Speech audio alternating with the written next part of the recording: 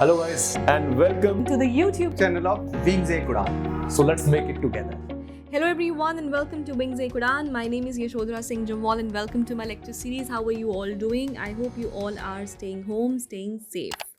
And आपका preparation भी अच्छे से चल रहा है. So let's get on to our lecture. It's a continuity lecture. मेरे current affairs के lectures चल रहे हैं. I think this is lecture number 17. So yeah, let's get started. So question number 1 for today is, consider the following statements regarding cyclones. Cyclones have been extremely in news. बहुत cyclones वगैरह आए हैं. So cyclones have been a lot in news, especially आपके Indian ocean की अगर हम बात करें. So they've been a lot in news. So इसलिए cyclones के बारे में हम थोड़ा सा देखते हैं. Now, okay, so first is, in the absence of warm sea surface conditions, cyclones will not intensify further while at sea. Number 2, the conditions favorable for the formation of consecutive cyclones in the Indian Ocean require a gap of at least 1 week. Number 3, upwelling is the process in which cooler water from lower ocean surfaces are pushed towards upper sea oceans. So which of the following statements is or are correct? हमको सही statement बताना है.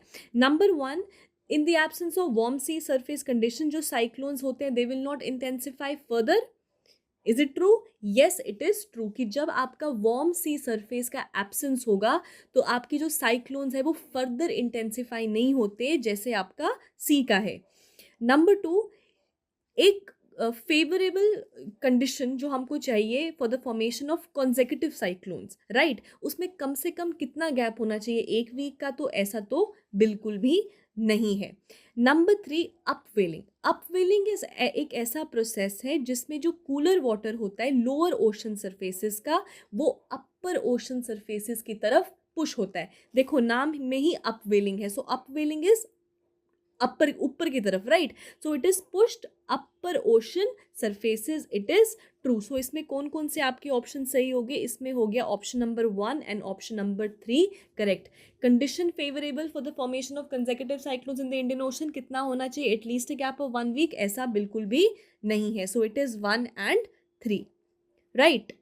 Okay, next is, consider the following statements. As trees grows, जैसे आपके trees grow करते हैं, they incorporate information about the environmental conditions they are living. ठीक है, देखो कोई भी आपका पेड़ पौधा, आप अपनी लोगों की एग्जांपल ले लो. अगर आप अच्छी खुराक खाएंगे, अच्छे से एक्सरसाइज करेंगे, तो आप जिस तरीके से दिखेंगे, शक्ल पे दिख जाता है कि कैसा आपका डाइट है, कैसा नहीं है, राइट. सिमिलरली जैसे आपके ट्रीज ग्रो करते हैं, अब ट्री ग्रो कर रहा है, हमको चलता कैसे पता ट्री की एज के बारे में? Obviously it is because of the annual growth rings. जब आप एक ट्री को बीच में से काटो तो उसमें कुछ इस तरीके के आपके रिंग्स पाए जाते हैं. सो इससे हम जो ट्री का एज जो है उसका एस्टिमेट लगा सकते हैं. अब वो कहते हैं कि इसमें क्या वो इन्फॉर्मेशन होती है कि किस इन्वायरमेंटल कंडीशंस में वो रहा है, राइट. जैसे आपका ट्री रिंग्स ग्रो करते हैं, राइट. अब वो कहते हैं ट्री रिंग्स ग्रो वाइडर. जो आपके ट्री रिंग्स हैं वो वाइडर ग्रो करते हैं इन years when soil moisture is high. It is 100% true कि जो आपके ट्री के रिंग्स होते हैं दे ग्रो वाइडर जब आपका सॉइल का जो मॉइस्चर है वो हाई होगा. अगर ड्राई कंडीशन होगा तो ट्री रिंग्स जो है they will not grow wide. ठीक है, सो इसमें कौन सा ऑप्शन सही हो गया? Both 1 and 2. Question number 3. Question number 3 is, consider the following statements regarding greater one-horned rhinoceros. One-horned rhinoceros or simply one-horned rhinoceros or Indian one-horned rhinoceros. ठीक है, तीनों. Number 1, greater one-horned rhinoceros is native to the Indian subcontinent. Number 2, it is listed as vulnerable. Important point to remember, vulnerable on the IUCN's red list. Number 3, Kaziranga national park कहाँ है? असम में. has the highest density of greater one-horned rhinoceros in the world. Which of the following statements are correct? So 1 and 2, 1 and 3, 2, 3 या 1, 2 and 3. तो याद रखिएगा इसका सही option है 1 and 2. जो वन हॉर्न राइनोसोरस है वो आपका नेटिव है इंडियन सब कॉन्टिनेंट. याद रखना इंडिया नहीं है, इंडियन सब कॉन्टिनेंट है. दूसरी चीज़, अगर हम ग्रेटर वन हॉर्न राइनोसोरस की बात करें तो ये IUCN की रेड लिस्ट में कौन सी कैटेगरी में आता है? ये वल्नरेबल की कैटेगरी में आता है. अब Kaziranga national park known for one horn rhinoceros, क्या उसके पास हाईएस्ट डेंसिटी है ग्रेटर वन हॉर्न राइनोसोरस की? नहीं, it has a high density, वहाँ पर भी बहुत हाई डेंसिटी है, इसी के लिए तो ये जाना जाता है, राइट। बट सबसे बड़ी अगर हम बात करें, it is Pobitora. So what is what? It is Pobitora, that is Assam. ठीक है, so Pobitora and Kaziranga national park दोनों के दोनों जो हैं उनके पास हाई डेंसिटीज हैं for greater one horn rhinoceros. तो कौन सा ऑप्शन सही हो गया आपका? 1 एंड 2। ठीक। Question number 4। Question number 4 is, in India, which of the following are considered as exotic wildlife species? देखो, जब हम species की बात करते हैं, we're talking about the plants and animals both, right? Animals named under Appendix 1, 2 and 3 of the Conservation on International Trade in Endangered Animals of Wild Fauna and Flora, which is your CITES. ठीक है? Number 2, species from schedules of wild life protection act 1972। अगर हम exotic wild life species की बात करें, first of all what are exotic wild life species? Exotic wild life species are those species who have left, या वो species who have moved from their original range, जो अपने original range से move कर चुके हैं और किसी न्यू रेंज में चले गए हैं, उनको हम बोलते हैं एक्जॉटिक वाइल्ड लाइफ स्पीशी। अब क्या हो गया? ओरिजिनल जहाँ से बिलोंग करते थे उस रेंज को छोड़ के they have move to a new range, पहला पॉइंट। अब आपको आई एम श्योर सबको समझ आ गया होगा, बट अगर किसी को समझ अभी भी नहीं आया तो range is nothing but location. इतना याद रखिए कि रेंज का मतलब है लोकेशन। तो वो species which have left their old location and they have move to a new, they are considered as exotic wild life species. और ये कौन से एनिमल्स हैं? ये वो एनिमल्स हैं which are named under appendix 1, 2 and 3 of CITES. तो क्या ऑप्शन सही हो गया इसका? Option number 1 only. Option number 2 is not correct. Next is, consider the following statements regarding wetlands. Wetlands जो है अपने आप में ही इन्वायरमेंट का is a very important topic, और इसमें जितने भी हम क्वेश्चंस कवर करेंगे they are mostly your environment questions. ठीक है, इन India wetlands are regulated under the environment protection rules 1986। Number 2, Wetlands International is an independent, not-for-profit global organization that works to sustain and restore wetlands and their resources for people and biodiversity. Now, first of all, अगर हम Wetlands International की बात करें, so it is true, जो Wetland International है वो एक global organization है जो काम करता है सस्टेन, जो अभी चल रहे हैं उनको सस्टेन करना, जो खराब हो रहे हैं उनको रिस्टोर करना, साथ ही साथ वहाँ पे जो रिसोर्सेज हैं for the people and biodiversity उनको भी सस्टेन एंड रिस्टोर करना। ये एक independent not for profit global organisation है which is supported by number of governments, जिसको गवर्नमेंट्स और NGOs all around the world इनको सपोर्ट करती हैं। ठीक है, अगर हम इंडिया की बात, तो ये तो सही हो गया आपका option number 2, right? Option number 2 सही हो गया। अब ऑप्शन नंबर 1 देखते हैं। Option number 1 is, in India wetlands are regulated under the environment protection rules 1986। No, it is not true. Wetlands are regulated under wetlands okay, so wetlands are regulated under Wetlands Conservation and Management Rules 2017। ठीक है, तो जो 2010 का version था of the rules which were provided for central wetland regulatory authority, 2017 की जो rules है उन्होंने रिप्लेस कर दिया है इसको। So now it is what it is managed under the wetlands conservation and management rules of 2017। सो इसका कोई रोल नहीं है इन्वायरमेंट रूल्स 1986, वो इसको मैनेज नहीं करते, इनका अपना ही कंजर्वेशन और मैनेजमेंट रूल्स है। ठीक है, Hello everyone and welcome to Wings Quran. There is an important announcement for all the PSC Assistant Registrar aspirants. Wings आपके लिए लेके आया है मेंटरिंग कम कोचिंग कोर्स। यानी जो भी बच्चा हमारा कोर्स सब्सक्राइब करेगा उसको एक मेंटर के थ्रू गाइड किया जाएगा। गाइस, मेंटरिंग का मतलब कि आपको एक particular faculty member properly guide करता रहेगा थ्रू आउट द प्रिपरेशन। उसके साथ साथ video course, study material, MCQ sessions all will be included in this course.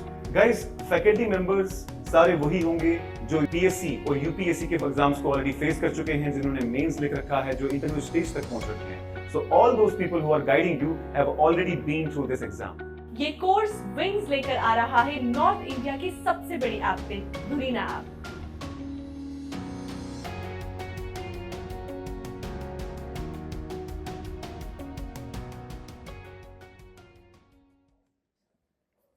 Okay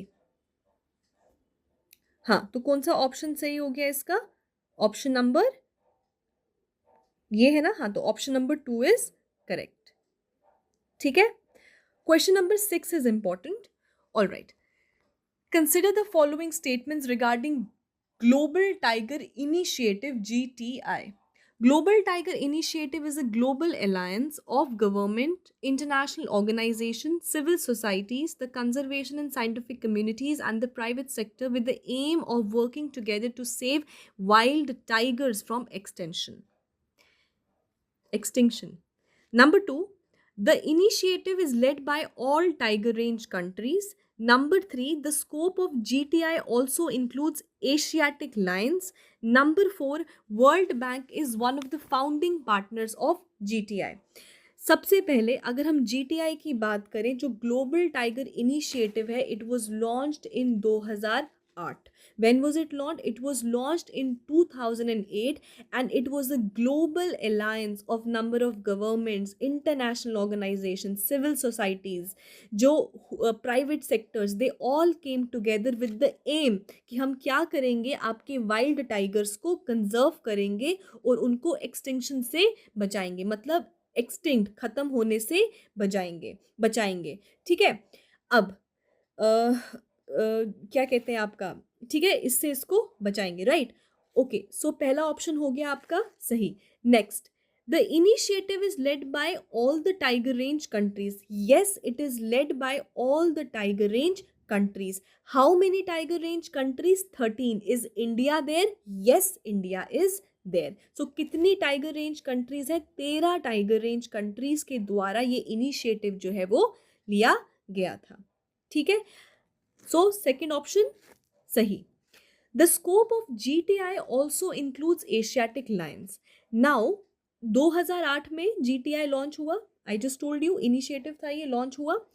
अब 2013 में इसको वाइड किया गया। वाइड मतलब इसका जो स्कोप है, पहले टाइगर्स थे वाइल्ड टाइगर्स, अब इसको ब्रॉड किया गया और इंक्लूड किया एक और एनिमल को। क्या वो एशियाटिक लाइन था? जी नहीं, it was not Asiatic lion. Important point to remember, it was snow leopard. ठीक है, so the scope was broadened to include the snow leopards, right? So हो गया आपका थर्ड ऑप्शन गलत। Fourth option is World Bank is one of the founding partners of GTI. Now जो GTI के जो founding partners हैं उसमें सिर्फ ये नहीं है, उसमें बहुत चीज़ें हैं, बट येस उसमें देखो, अगर लिखा होता ओनली तो ये गलत हो जाता, बट लिखा है वन ऑफ द, मतलब बहुत हैं, उनमें से एक आपका वर्ल्ड बैंक भी है। तो yes, world Bank is definitely one of the founding partners of GTI. ठीक है, अगर हम फाउंडिंग पार्टनर्स की बात करें तो उसमें वर्ल्ड बैंक भी आता है, ग्लोबल इन्वायरमेंट फैसिलिटी भी आता है, आपका सेव द टाइगर फंड भी आता है, इंटरनेशनल टाइगर कोलिजन भी आता है, बहुत आते हैं। ठीक है, सो इट इज 4 आते हैं। So it is World Bank is one of the founding member, but is it the only? No, it is not the only founding partner, इसके अलावा और भी हैं, but yes it is there. तो आपका कौन कौन सही हो गया? 1, 2 और 4। सो 1, 2 एंड 4, मतलब कि option number B is correct. ठीक है जी, चलो question number 7, another very interesting question. Northern lights, also known as aurora borealis, are witnessed only in the polar regions. ठीक है, auroras occur when charged particles ejected from the sun's surface called solar winds enter Earth's surface. Number 3, Solar flares can hamper flight operations, power grids, and space exploration programs. अब सबसे पहली बात देखिए, okay पहले आपको समझाते हैं। ये आपका सन है और ये हमारा धरती। धरती को थोड़ा बड़ा बनाएं तो मून बना दिया धरती की जगह। Just a second, yeah so that's the sun, this is the earth, right. Now इतना हमको पता है कि अर्थ जो है it has a magnetic field which acts like a protection, right. उसका अपना जो है एक मैग्नेटिक फील्ड है which acts like a protection, और जो सन है वो क्या करता है, अपने सोलर विंड्स को एमिट करता रहता है, राइट। अब जब ये solar winds they tend to enter, ठीक है, they tend to enter what, they मतलब they tend to enter the earth's atmosphere, ठीक है। अब क्या होता है, जब अब आता तो है बट पूरा का पूरा आ नहीं पाता। क्यों नहीं आ पाता? क्योंकि अर्थ के पास अपना एक प्रोटेक्टिव लेयर भी है। It is intangible, we can't see but it is there, ठीक है। सो जब वो आता है तो ऑब्वियसली जो पूरे के पूरे आपके सोलर स्टॉर्म्स हैं दे ऑल के नॉट एंटर, बट उसमें से कुछ जो होते हैं वो कुछ वेव बना के they tend to enter north में और साउथ में, पोलर रीजन्स में mostly they tend to enter in the polar regions, जिनको हम प्यार से क्या कहते हैं, ऑरोरास कहते हैं, ठीक। अब दो तरीके के होते हैं, नॉर्थ पोल में भी देखने को मिलते हैं और साउथ पोल में भी हमको देखने को मिलते हैं। नाउ पहला क्वेश्चन देखिए आप, northern lights also known as aurora borealis. अब आप याद रखिएगा जो नॉर्थ पोल में अकर करते हैं उनको हम ऑरोरा बोरेलिस कहते हैं, जो साउथ पोल में आते हैं उनको हम ऑरोरा ऑस्ट्रेलिस कहते हैं। क्या कहते हैं? ऑरोरा ऑस्ट्रेलिस, ठीक है। अगर यहाँ लिखा होता ना northern lights also known as aurora australis, तो आप पहला तो वैसे ही काट देते कि पहला ऑप्शन तो बिल्कुल भी सही नहीं है, ठीक है। क्यों? क्योंकि नॉर्दर्न लाइट्स जो नॉर्थ पोल में है उनको हम बोलते हैं ऑरोरा बोरेलिस, और जो साउथ पोल में है उनको हम बोलते हैं ऑरोरा ऑस्ट्रेलिस, ठीक है। अब क्योंकि नॉर्थ पोल में है तो इनको नॉर्दर्न लाइट्स भी कहते हैं, ऑस्ट्रेलिस साउथ पोल में है तो इनको सदर्न लाइट्स भी कहते हैं, ठीक है। अब let's just read the questions. अच्छा, अब क्या है ना, पहला है are witnessed only in the polar regions. याद रखिएगा ओनली लिखा गया है। क्या लिखा गया है? ओनली। क्या सिर्फ नॉर्थ पोल में ही दिखते हैं? जी नहीं, यूजुअली मोस्टली जो है, first of all it is not a man made phenomena, it is a natural phenomena. किसके द्वारा होता है? दे आर कॉज्ड बाय सन, ये सन के द्वारा कॉज होता है। और हमारा जो प्रोटेक्टिव लेयर है जब उसको बचाता है कि ये सोलर स्टॉर्म्स एंटर ना करे, तो हमको बहुत खूबसूरत सी हमको शक्लें दिखती जो मैं अभी आपको दिखाऊंगी, ठीक है। Caused by sun, only in the polar regions, usually in the polar regions, but also a little in the south also, ठीक है। हल्का सा हमको नीचे भी दिख सकता है, usually in the polar regions but not always in the polar regions, but yes high altitude regions, right. Next, auroras occur when charged particles ejected from the sun's surface called as solar winds या solar storms. What do? They enter the earth's atmosphere. I just told you, right. अब क्या होता है ना, जब ये entry होती है ना, अब क्योंकि मैग्नेटिक फील्ड वगैरह ये सब कुछ है, अगर ये सब के सब आएंगे तो हमारा जीपीएस वगैरह ये सब हैमर होगा, राइट। बट क्योंकि हमारे प्रोटेक्टिव लेयर है और हमको बचाती है, इसलिए इतना ज़्यादा हमको हैमर होते ख़राब होते नहीं दिखता। बट स्टिल ये जो सोलर फ्लेयर्स हैं ये हैमर कर सकते हैं आपके फ्लाइट ऑपरेशंस को, पावर ग्रिड्स को, सोलर एक्सप्लोरेशन प्रोग्राम्स को, आपके जीपीएस सिस्टम, इन सब को येस दे कैन हैमर। तो option number 1 and option number 2 and option number 3 हो गया आपका सही। So option number 2 and 3 are correct, right. Okay, so I will just show you a picture. एक पिक्चर देखते हैं। Yup, here it is, do you see this? ये इस तरीके के आपके कुछ दिखते हैं आपके aurora borealises and your australises, right. North pole में होगा so it is what, it is aurora borealises, और जो साउथ पोल में होगा तो आपका ऑरोरा ऑस्ट्रेलिस। डन?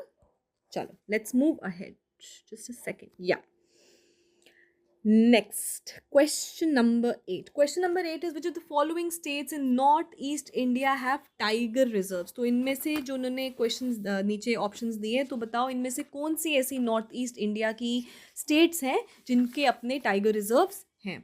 ठीक है. पहला is Assam, Nagaland, Arunachal Pradesh, Mizoram and Manipur. Okay. Okay अगर हम बात करें इनकी तो जो आपकी नॉर्थ ईस्टर्न रीजन है उसमें मोस्टली डोमिनेटिंगली आपकी 3 ऐसी स्टेट्स हैं जहाँ जो जिनमें आपके टाइगर रिजर्व्स हैं, जिसमें से आपके कौन से आगे जी 3 के जो नाम यहाँ दिए हैं, that is your okay so that is your Assam, Arunachal Pradesh and your Manipur. अगर हम असम की बात करें तो असम में आपका मानस, काजीरंगा, नमेरी. अगर हम अरुणाचल प्रदेश की बात करें तो पक्के, नंदाफला. फिर मिजोरम की बात करें तो दम्पा. ठीक है, सो ये है आपके क्या, मणिपुर कर दिया ना, मिजोरम. सो इट इज 1, 3 एंड 4. ठीक. ओके अगर हम ग्लोबल टाइगर डे की बात करें कि जो ग्लोबल टाइगर डे है वो हम किस दिन को मनाते हैं, so it is 29th of July. हर साल 29th ऑफ जुलाई को हम मनाते हैं हमारा ग्लोबल टाइगर डे, मतलब पूरे वर्ल्ड में. ठीक है. Welcome everyone. गाइस, जेकेपीएसआई की 800 पोस्ट रिकमेंड हो चुकी हैं और एलिजिबिलिटी क्राइटेरिया भी आ चुका है. अगर आप इस पोस्ट के लिए तैयारी करना चाहते हैं तो बिना वक्त गवाए इमीडिएटली प्रिपरेशन शुरू करिए. और इस प्रिपरेशन में विंग्स एक उड़ान आपके साथ है. Guys, we are launching online cum offline SI course. मतलब ये कि आप इमीडिएटली अपनी ऑनलाइन प्रिपरेशन स्टार्ट कर सकते हैं और जैसे ही गवर्नमेंट के द्वारा लगाई हुई रिस्ट्रिक्शंस को लिफ्ट अप किया जाता है, आप ऑफलाइन कोर्स ज्वाइन कर सकते हैं. वो अमाउंट जो आप ऑनलाइन पे करेंगे वो ऑफलाइन में से डिडक्ट हो जाएगा. और जो लोग ऑफलाइन ज्वाइन नहीं भी कर सकते, जो फार फ्लंग एरियाज से हैं, उन लोगों को बता दूं कि हम आपको प्रॉपर मेंटर करते रहेंगे, प्रॉपर गाइड करते रहेंगे, ताकि आप भी वही फायदा उठा सकें जो ऑफलाइन कोर्स में उठाया जा सकता है. दोस्तों, विंग्स से उड़ान से पहले I was the founder of RS Academy, जिसपे मोर देन 50 स्टूडेंट्स की फाइनल सिलेक्शन होती है जेकेपीएसआई. तो दोस्तों, इसी एक्सपीरियंस को यूटिलाइज करते हुए वी विल ट्राई कि हम ज़्यादा से ज़्यादा सिलेक्शन विंग्स एक उड़ान के प्लेटफॉर्म से जेकेपीएसआई को दें. तो दोस्तों, better quality content, study material, test series के लिए डाउनलोड करें विंग्स एक उड़ान ऐप. उस ऐप में स्टोर सेक्शन में जाके आपको हमारा कोर्स का एक्सेस मिल जाएगा. और अकाउंट्स के न्यूली एडेड टॉपिक्स के लिए आपको डाउनलोड करना है विंग्स एक उड़ान की ऐप. उसके स्टोर में जाइए, वहां पर आपको उसका एक्सेस मिल जाएगा. थैंक यू दोस्तों, thank you very much. Question number 9. Question number 9 is consider the following statements regarding coal bed methane. Number 1, coal bed methane like shale gas is extracted directly from the rock that is source of the gas. Next is CBD can be used. So CBD can be used for power generation as compressed natural, that is CNG, auto fuel and as a feedstock for fertilizers. Now इनमें से कौन सा option है सही? अगर हम coal bed methane की बात करें, इट वाज इन न्यूज़, इसको CBD भी शॉर्ट में कहते हैं. It refers to the reserve of natural gas. जो आपका नेचुरल गैस रिजर्व है, कहाँ रिजर्व है? आपका कोल सीम्स में, उसको हम बोलते हैं आपका CBD. नाउ क्योंकि ये सीम्स में रिजर्व है, so it is also called as coal seam gas. इसी के साथ कोल माइन मीथेन क्या बोलते हैं? कोल माइन मीथेन, क्योंकि मीथेन दिख रहा है आपको इसमें. ठीक है. Now CBD is methane absorbed into the solid matrix of the coal. जो CBD है, इट इज बेसिकली जो आपका एब्जॉर्ब्ड मीथेन है, कहाँ पे? सॉलिड कोल में, उसको हम बोलते हैं आपका CBD. नाउ जो आपका CBM है, CBD नहीं, CBM है आपका.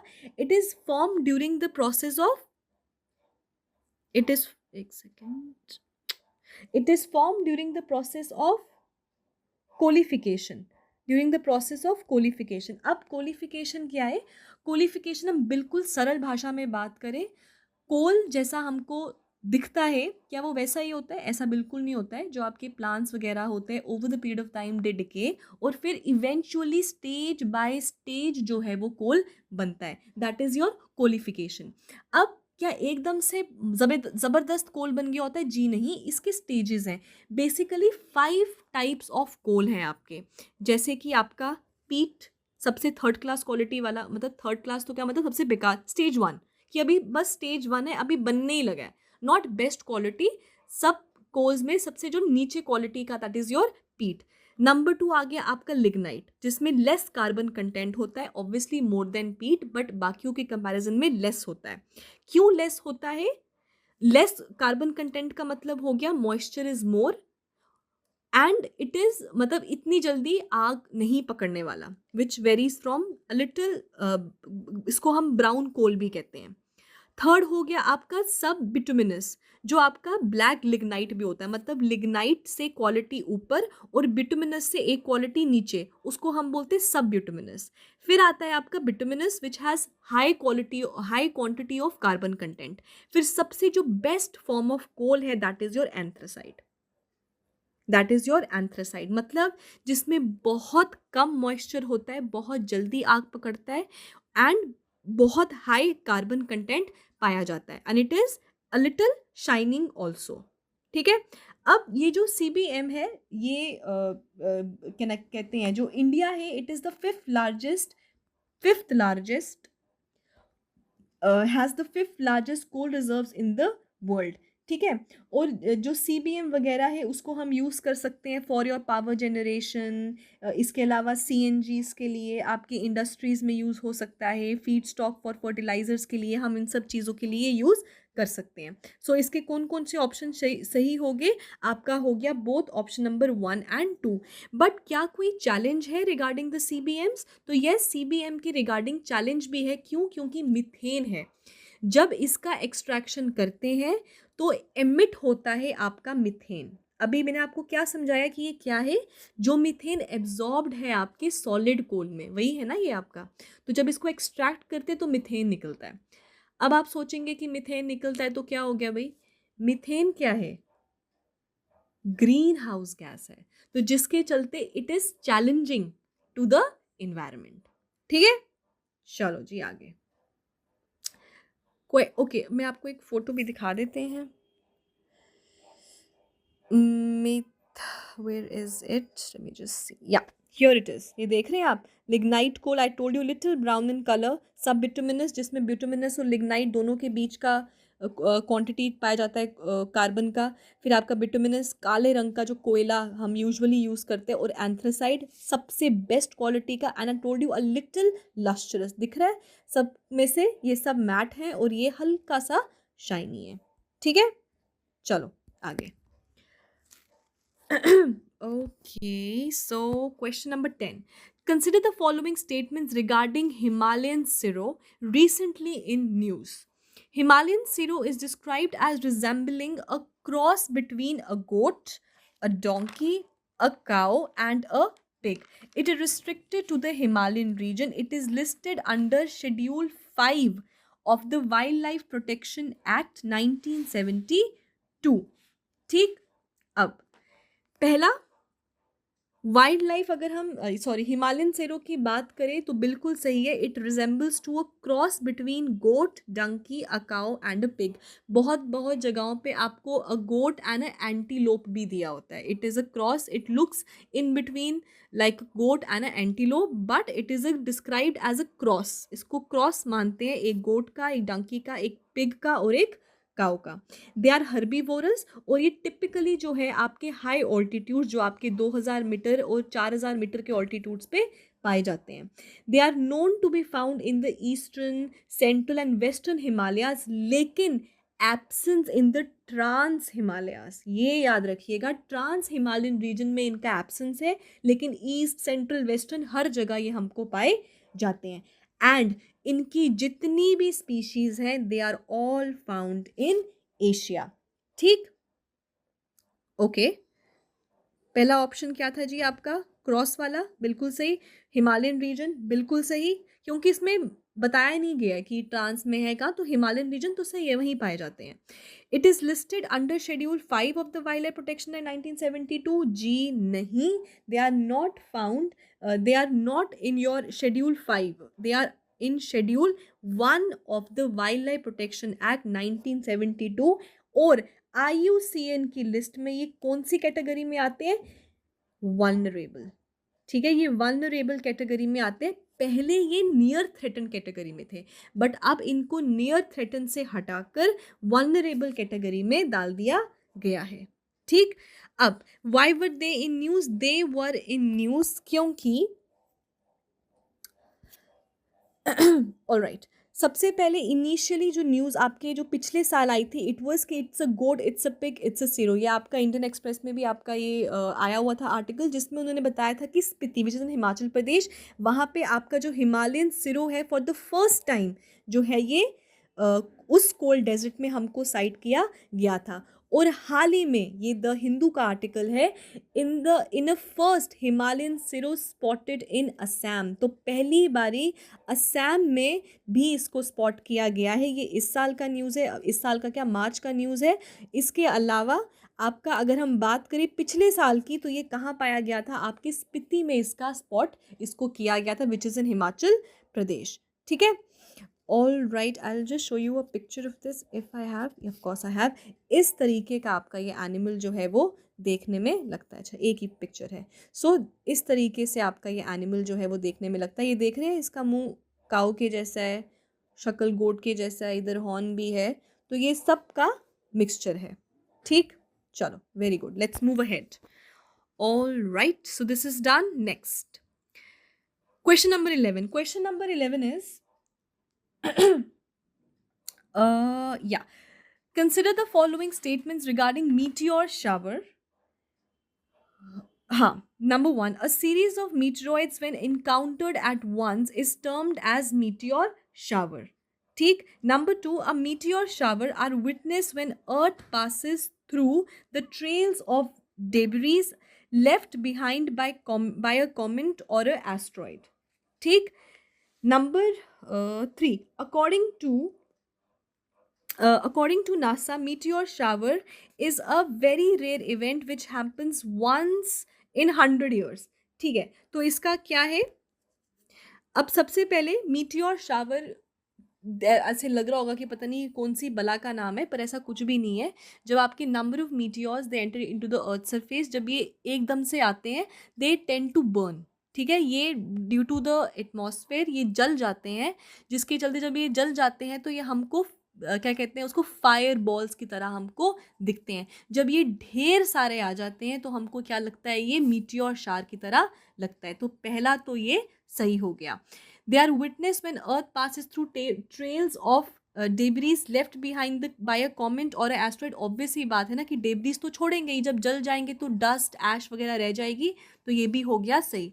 अकॉर्डिंग टू नासा ने बोल दिया है जी कि जो मीटियोर शावर है, it is a very rare event जो वंस इन 100 ईयर्स. ऐसा बिल्कुल भी नहीं होता, ये एनुअल इवेंट भी हो सकता है. तो ऐसा कुछ नहीं है कि ये कोई हमको 100-150 साल के बाद जाके देखेगा.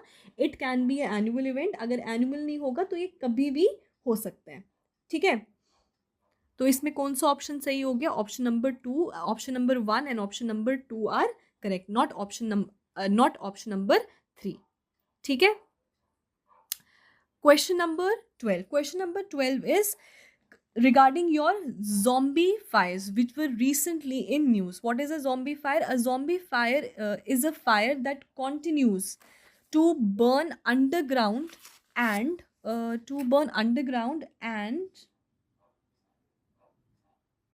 a zombie fire is a fire that continues to burn underground and then reignite on the surface after a period of time. अब याद रखिएगा, मोस्टली जो आपका zombie fire क्या है, इसको zombie इसीलिए कहते हैं, मोस्टली आपका उन regions में होता है which have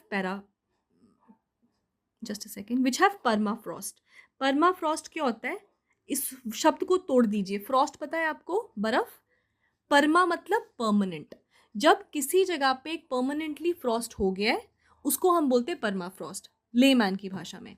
अब ऊपर है आपका परत परमाफ्रॉस्ट का, अब नीचे आपका क्या होगा, सॉइल है, ठीक है। अब सॉइल के नीचे जब ये जो है आपका ऊपर तो दिख नहीं रहा, लेकिन अंडरग्राउंड जो है वो फायर हो रहा है, अंदर जो है ये देखिए, जो अंडरग्राउंड जो है the fire is there, underground burning is there, but over a period of time जब नीचे जल रहा है तो ऑब्वियसली बात है ऊपर भी कभी ना कभी पिघलेगा, क्लाइमेट चेंज भी हो रहा है। जब पिघलते पिघलते ये जो अंडरग्राउंड आग थी जब ये ऊपर की तरफ आ जाए उसको हम बोलते हैं ज़ॉम्बी फायर। जैसे हाल ही में रशिया वगैरह, रशिया का साइबेरिया, ये रीजन्स जो थे वो इसका शिकार हुए थे, ठीक है। ओके, सो पहला आ गया बर्न्स अंडरग्राउंड, लेकिन over a period of time ये ऊपर आ जाता है, correct. They burrow deep in organic soil such as peatland, obvious ही बात है ये कहाँ पे होती है, डीप में आपके उस ऑर्गेनिक सॉइल्स में जहाँ पे आपका पीटलैंड्स वगैरह होती हैं। Third is your third option is they are evidences, there are evidences of zombie fires scattered across the Arctic regions. तो yes it is true कि अभी हाल ही में there were been many incidents जहाँ पे क्या हो गया, आपके आर्टिक रीजन में zombie fires के हमको जो है evidences मिले हैं, ठीक है। सो कौन कौन सा ऑप्शन सही हो गया आपका, 1, 2 and 3, ठीक, okay. Question number 13. Question number 13 is, consider the following statements regarding Keoladeo National Park. So, Keoladeo National Park, सबसे पहले तो Keoladeo National Park located in Rajasthan, ये आप याद रखिएगा। ये एक यूनेस्को वर्ल्ड हेरिटेज साइट भी है और साथ में एक रामसर साइट भी है। अब ये राजस्थान के भरतपुर एरिया में पड़ती है, तो इसको हम कभी कभी प्यार से इसको जाना जाता था भरतपुर क्या कहते हैं आपके पार्क के नाम से भी इट वाज बीन नोन। और अगर हम लोकल बात करें, लोकली इसको क्या बोलते हैं, इसको बोला जाता है घाना, घाना, ठीक है। सो इसको घाना भी बोला जाता है और भरतपुर भी बोला जाता था, बट ऑब्वियसली आज के टाइम पे we know it as Keoladeo national park. Where is it, it is in Rajasthan, ठीक है। नाउ कियोलाडो नेशनल पार्क जो है आपका, it is famous for the एवी fauna sanctuary that hosts thousands of birds, especially during the winter season. It is a natural wetland and also UNESCO World Heritage Site located in the middle of the Central Asian Migratory Flyway. अब जो आपका ये है ना Keoladeo national park, इसको हम Bharatpur bird sanctuary भी कहते हैं। अब आप बोलोगे कि ये पता नहीं कौन सी बला का नाम है, एवीफोना। एवीफोना इज़ नथिंग बट हर तरीके के जो आपके बर्ड्स वगैरह होते हैं उनको हम एवीफोना कहते हैं। और जो आपका ये सेंचुरी है, इसको हम ये आपका जो नेशनल पार्क है, इसको हम बोलते ही भरतपुर वाइल्ड लाइफ सेंचुरी है। क्यों? क्योंकि ये होस्ट करती है थाउजेंड्स ऑफ बर्ड्स। जब विंटर सीजन होता है तो थाउजेंड्स ऑफ बर्ड्स जो है वो यहाँ पे आती हैं। सो ये होस्ट करता है, मतलब ये वेलकम करता है उन बर्ड्स का, and they come and stay here during the winter season. Now ऐसा इसीलिए है due to its strategic location. जो इसका लोकेशन है नेशनल पार्क का, ये बिल्कुल मिडल में पड़ता है आपके सेंट्रल एशियन माइग्रेटिंग बर्ड्स के, और due to which number of ducks, geese, आपके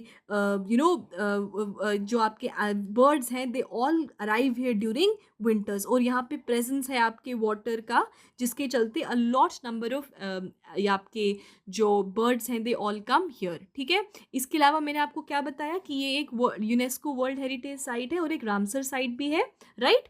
but option number second is wrong. Option number second गलत क्यों है? क्योंकि ये नेचुरल वेटलैंड तो बिल्कुल भी नहीं है। It is a man made and man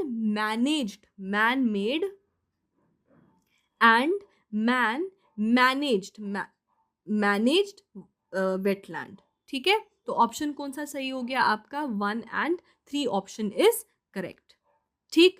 चलो, zero mass water, alright. So zero mass water sometimes in news is ready to what. याद रखिएगा, जो जीरो मास वाटर है, इट इज बेसिकली यूजिंग आपका क्या कहते हैं उसको, सोलर लाइट, ताकि उसको जो है आपका एक अच्छा जो है आपका ड्रिंकिंग वाटर जो है, प्योर वाटर जो है, उसको ऑब्टेन करने के लिए हम इसको यूज़ करते हैं, creating pure water from only sunlight and air.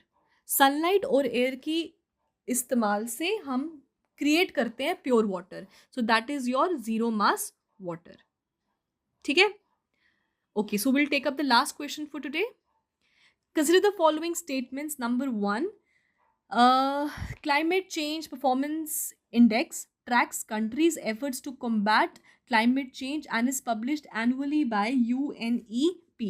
Number 2, UNFCCC can impose penalty if a country fails to meet nationally determined contribution under the Paris Climate Agreement. अब पहला पॉइंट जो है आपका, जो आपका ये क्लाइमेट चेंज परफॉर्मेंस इंडेक्स है, तो ये बिल्कुल सही लिखा गया है कि ये ट्रैक करता है उन कंट्रीज़ को जिनका उन कंट्रीज़ के एफर्ट्स को जो कॉम्बैट करते हैं आपके क्लाइमेट चेंज को। बिल्कुल सही, ठीक है, तो ये करेक्ट लिखा है। But is it published annually by UNEP? तो जी नहीं, it is not published by UNEP. अगर हम बात करें आपके ये CCPI की, so it is published annually since 2005। ये 2005 से हर साल ये आता है, which tracks all the countries उनके एफर्ट्स जो उन्होंने लगाए हैं क्लाइमेट चेंज को कॉम्बैट करने के लिए। ठीक है, बट इट इज़ जो आपका ये इंडेक्स है, it is released by German watch, new climate institute and climate action network. ये एनुअली इसको पब्लिश करती है, नॉट यूएनईपी। ठीक है, अब वो कहते हैं कि UNFCCC ये इम्पोज कर सकती है पेनल्टी अगर कोई कंट्री फेल होता है NDC। जी नहीं, ऐसा बिल्कुल भी नहीं है। अगर कोई कंट्री फेल भी होता है तो कोई किसी भी तरीके का आपका पेनल्टी नहीं करता है। मतलब कि if a country fails to meet its NDCs there is no penalty for it. तभी तो जो भी टारगेट्स होते हैं वो फेल हो जाते हैं। ठीक है, सो इसका क्या हो गया सही? पहला तो गलत हो गया क्योंकि ये UNEP के द्वारा रिलीज नहीं होता। I just told you it is published annually by the German watch, new climate institute and the climate action network. ये पब्लिश करती है ये इंडेक्स को annually, not UNEP। Headquarters of UNEP कहाँ पे है? It is नारोबी Kenya. ठीक है, now UNFCC I told you ये आपका जो है किसी भी तरीके का आपका पेनल्टी इम्पोज नहीं करता है। सो आपके नीदर 1 एंड नीदर 2 दोनों में से एक भी ऑप्शन इज नॉट करेक्ट। ठीक है, सो आज हमने 15 क्वेश्चंस लिए। I will be uploading the video very soon, जिसमें हम बाकी के क्वेश्चंस लेंगे और mostly questions were on your environment. ठीक है, so thank you guys and have a nice day.